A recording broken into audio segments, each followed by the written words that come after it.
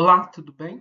Eu me chamo Dilson Fagundes Ribeiro, sou especializando do programa de MBA em Restauração Ecológica e Licenciamento Ambiental, sou doutor em Biotecnologia e eu sou biólogo. Hoje eu irei apresentar o trabalho de proposta de intervenção para a recuperação ambiental da bacia hidrográfica do Rio Manhuaçu, no município de Manhuaçu, Minas Gerais. Disciplina integrante, trabalho referente à disciplina de planejamento ambiental de bacias hidrográficas. Desde os primórdios do tempo, a relação entre o homem e a natureza tem sido intensa. Ao observar as ações naturais, o ser humano buscou adaptar essas manifestações conforme a sua necessidade, e nem sempre o ser humano levou em consideração a preservação ambiental para atender essas suas necessidades, de modo com que esse uso desenfreado pode com o tempo, prejudicar as gerações futuras de obterem esses mesmos recursos necessários à sua sobrevivência. Um exemplo disso é o uso da água. O uso da água de modo desenfreado, de modo a não se preocupar com questões relacionadas ao ambiente, pode levar ao quê? A poluição, degradação, diminuição do fluxo de água e, com isso, comprometer não só as gerações futuras, mas também a nossa geração presente também de obter água potável e de veiculação de doenças hídricas por conta da falta de saneamento básico. Lembrando que a água é um recurso necessário para a sobrevivência de todas as espécies, sejam elas animais ou vegetais. Então, a falta de um planejamento dessas bacias hidrográficas leva a problema ambiental, problema social e problema de saúde pública. Daí a importância da gente fazer esse estudo para recuperação de áreas degradadas do curso hídrico do rio Manhuaçu, tendo que é o rio principal de captação de água da nossa cidade e de cidades vizinhas. Então, a utilização da água é para diversos fins. No Rio Manhuaçu, por exemplo, nós contamos com a usina hidrelétrica da Sinceridade, localizada no Rio Manhuaçu, no município de Manhuaçu, também utilizado para agricultura e pecuária, para o abastecimento urbano e saúde, na indústria, seja ela indústria alimentícia, indústria farmacêutica e qualquer outro tipo de indústria, há necessidade de uso de água para qualquer outro fim.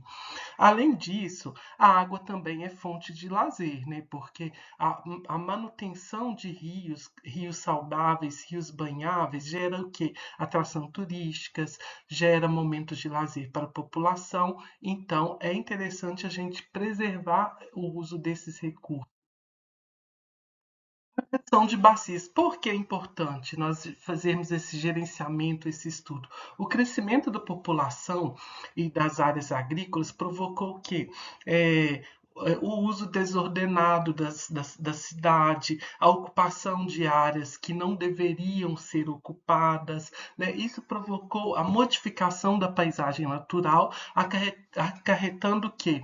Na redução da disponibilidade da água. O crescimento desordenado da cidade fez com que não houvesse planejamento adequado para o esgotamento sanitário, não houvesse esgotamento sanitário, não, perdão, não houvesse até mesmo planejamento da gestão das águas das chuvas, misturando água da chuva com água do esgoto. Nas grandes cidades, nas cidades pequenas, o saneamento básico é ineficaz. Muitas cidades ainda têm grandes parcelas da população sem acesso a saneamento básico. E a falta de gestão dessas bacias provoca o quê? Processos erosivos, processos que vão acarretar em assoreamento do rio, né? As alterações climáticas também, por sua vez, têm alterado o fluxo de água, provocando o quê? Enchentes. É necessário haver um planejamento do uso da terra para que não seja o quê? Carregados sedimentos para os leitos do rio e também para o quê? Favorecer a infiltração da água na terra e, com isso, alimentar o fluxo do rio. Então, a gestão de bacia vai muito além de estar trabalhando no leito do rio em si, mas isso inclui também trabalhar nas questões de agriculturas próximas, trabalhar nas áreas de inundação, nas várzeas, né? Porque isso tudo vai favorecer a infiltração da água do solo e no regime da água do rio. Então, no Brasil, a gestão das águas se deu com a implantação da Política Nacional dos Recursos Hídricos, Lei 9.434 de 97. A adoção da bacia hidrográfica como unidade de gestão, ela considera ainda os múltiplos usos das águas, o seu valor econômico, reconhecendo como um bem finito e a necessidade de uma gestão participativa e descentralizada do recurso. No âmbito de corpos d'águas da União, compete à Agência Nacional das Águas, ANA, arrecadar e distribuir esses recursos às respectivas agências de água. Já nos corpos de água de domínio do Estado, a implantação e operacionalização da cobrança está relacionada às diretrizes das políticas estaduais de recursos hídricos.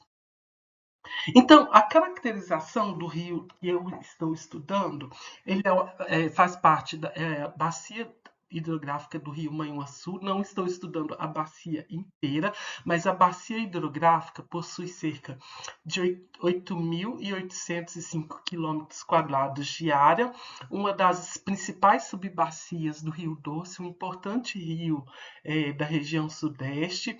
A nascente fica na cidade de São João do Manhuaçu e a foz no município de Aimorés, ambos no estado de Minas Gerais, né? Então aqui a gente consegue ver o gráfico de traçado do rio Manhuaçu, né? E quais são as cidades que ele banha. Aqui a nossa área de estudo compreende a área que vai desde o distrito de Realeza até todo o perímetro urbano da cidade de Manhuaçu, que atravessa toda a cidade, passando por bairros periféricos pelo centro da cidade, onde foi possível observar diversas ações antrópicas. Então, a caracterização e o monitoramento dessas bacias são fundamentais à adoção de técnicas de conservação mais eficazes. A região das cabeceiras, por exemplo, do rio Manhuaçu, apresentam atividades antrópicas locais de grande declive, que vai favorecer o quê? Vai favorecer o escoamento superficial e acabar por promover inundações, causando grandes danos e impactos ambientais. Portanto, priorizar a adoção de medidas de conservação do solo e águas nessas regiões é necessário para melhorar a gestão de recursos hídricos, né, porque essa região é uma região de grande declive, então acaba tendo um escoamento de água rápido, caso seja retirada as vegetações nativas.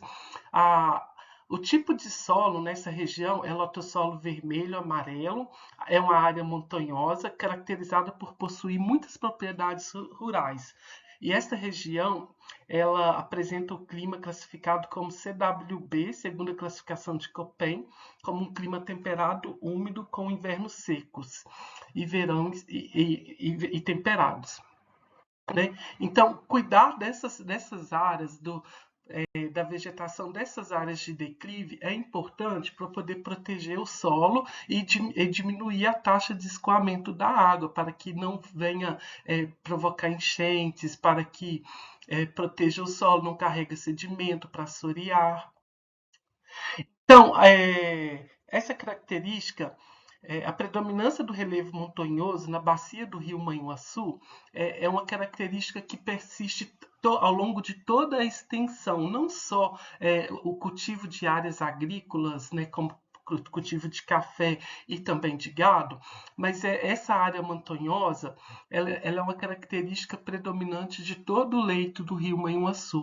Essa característica resulta em tempo de concentração, tornando o município suscetível a uma grande variação de volume de água do rio, o que pode causar inundações durante estações chuvosas, prejudicando a população que vive perto do rio e que precisa de serviços públicos em uma área, visto que a cidade é dividida ao meio e nem todos os tipos de serviços têm dos dois lados da cidade.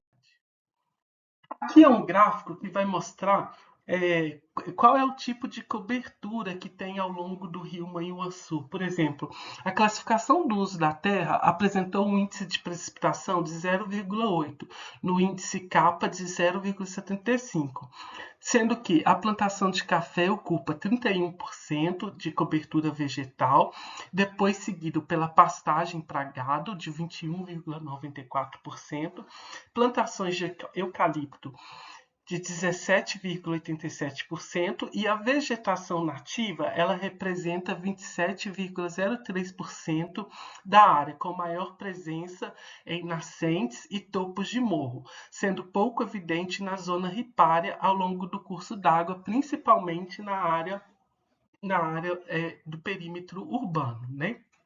Que nós estamos analisando.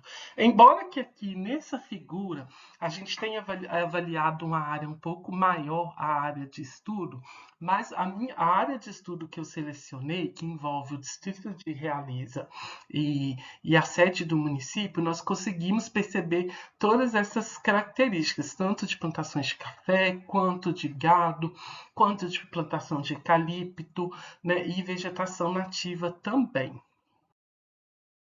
Aqui as características das margens do rio Manhuaçu. Aqui nós podemos ver que tem o que? Redução do impacto das gotas de chuvas por conta da remoção de vegetação para cultivo de áreas de café. Podemos ver aqui as linhas das áreas de cultivo de café. Temos também que algumas áreas destinadas a criação de gado, seja para gado leiteiro ou até mesmo gado de corte. Em Manhuaçu nós temos uma indústria leiteira muito forte, né? E temos cooperativas de criadores de gado que fornecem leite. Então, a restauração florestal nessa área é extremamente importante, e é importante a gente o quê? Fazer o cultivo do café de modo a facilitar o escoamento da água, né? Para que a água não escorra de forma tão rápida, o manejo dos cafezais, a adoção de sistemas de consórcio e a manutenção produtiva de pastagens são técnicas vegetativas que vão favorecer o processo de infiltração. Então, os cafezais são a principal cobertura que é necessário produzir utilizando técnicas de conservação que vão favorecer a infiltração da água nesse solo, né? Então, é importante que sejam adotadas práticas agrícolas que tenham essa responsabilidade, né? Até mesmo para que sejam áreas mais produtivas, né? As principais técnicas de conservações recomendadas para a bacia do rio Manhuaçu formam também a adequação de estradas rurais, porque essas estradas rurais elas também acabam impactando na sedimentação, no carregamento de sedimentos para o rio Manhuaçu, visto que além da BR-262 que margeia toda a extensão do rio analisada, nós temos outras estradas vicinais que levam a essas propriedades agrícolas que elas acabam também margeando o rio e com isso elas levam sedimentos para o leito do rio. Aqui nós estamos vendo que uma área sensível em uma região montanhosa íngreme que vem sofrendo constantes alterações e influências antrópicas. O desmatamento e a exposição do solo tornam o quê? Uma área mais vulnerável aos impactos de carreamento do solo para o leito do rio, gerando perdas de materiais férteis e predisposição a processos erosivos, gerando poeiras às cidades e carregamento de sedimentos para o leito do rio. Aqui estamos vendo uma área para a construção de armazéns de café. Aqui nós estamos vendo uma área de barranco também, próximo ao leito do rio Manhuaçu, onde também há presença de pouca vegetação nativa, né? Aqui é uma vegetação nativa mais rasteira, né? Então poderia haver aqui nesse caso a incrementação de uma vegetação, né? Para poder proteger mais o leito do rio. Aqui nós estamos vendo também o crescimento da cidade ao longo da rodovia BR-262, né, onde a gente pode ver construção de um estádio às margens do rio. Então, aqui é recomendado para nessas zonas ripárias, perdão, apresentar o que? A incrementação de vegetação nativa, respeitar a mata ciliar, por ser uma área bem que já está consolidada, nós não temos assim ao longo do rio toda um espaço adequado para essa mata ciliar. Muitas dessas construções são construções antigas e elas já não respeitam esse espaço de mata ciliar. Agora já falando do leito do rio Manhuaçu no perímetro urbano. Esse perímetro urbano já é consolidado, então as mudanças que serão sugeridas serão mudanças a longo prazo, né, às vezes de décadas, de acordo com diretrizes que são implantadas para o saneamento básico. Então, ao longo do trecho do rio, ele passa por diferentes bairros, sejam bairros centrais, bairros periféricos. Cada bairro tem uma característica, né? Os bairros mais centrais, eles não despejam tão diretamente esgoto das casas diretamente no rio, né? As casas geralmente colocam o esgoto doméstico no esgoto da rua, e esse esgoto da rua consequentemente leva para o leito do rio. Quando nós afastamos para a periferia, onde às vezes o saneamento básico é mais deficitário, aí a gente percebe o que acontece, que muitas das casas fazem a ligação direta do seu esgoto doméstico, despejando diretamente na calha do rio, né? Então aqui eu estou mostrando de uma área mais central, né, da cidade.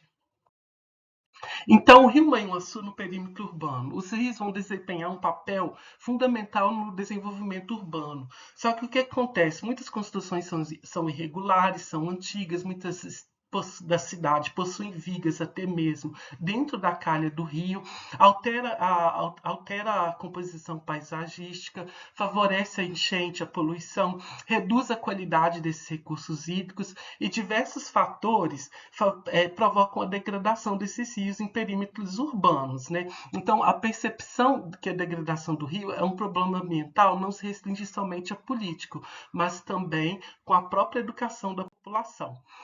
Então, existem três tipos de possibilidade. A renaturalização, quando a gente restaura o rio para ele tomar uma forma natural, a revitalização, que é a tentativa de recuperar, embora ele não vai ficar com as características originais, e a recuperação, que é designar o retorno máximo às características originais do canais, incluindo todos os aspectos apresentados. No Rio Manhuaçu não é possível mais a renaturalização, então a revitalização é o processo mais viável para a requalificação do rio. Então, foi analisado o trecho do rio ao longo do perímetro urbano. Nós tirei foto de várias pontes, foram feitos registros fotográficos nessas pontes assinaladas com círculo vermelho. Então, os principais problemas foi falta de mata ciliar, esgoto in natura disposto diretamente na calha do rio, falta de educação da população, jogando lixo diretamente no rio ou no vão da ponte, que consequentemente vai para a calha do rio. Então aqui, ó, nós podemos ver em um bairro mais periférico o esgoto in natura sendo jogado diretamente no rio, lixo disposto na água, falta de manutenção do patrimônio público também, como ponte degradada, né? Isso tudo gera uma desordem urbana.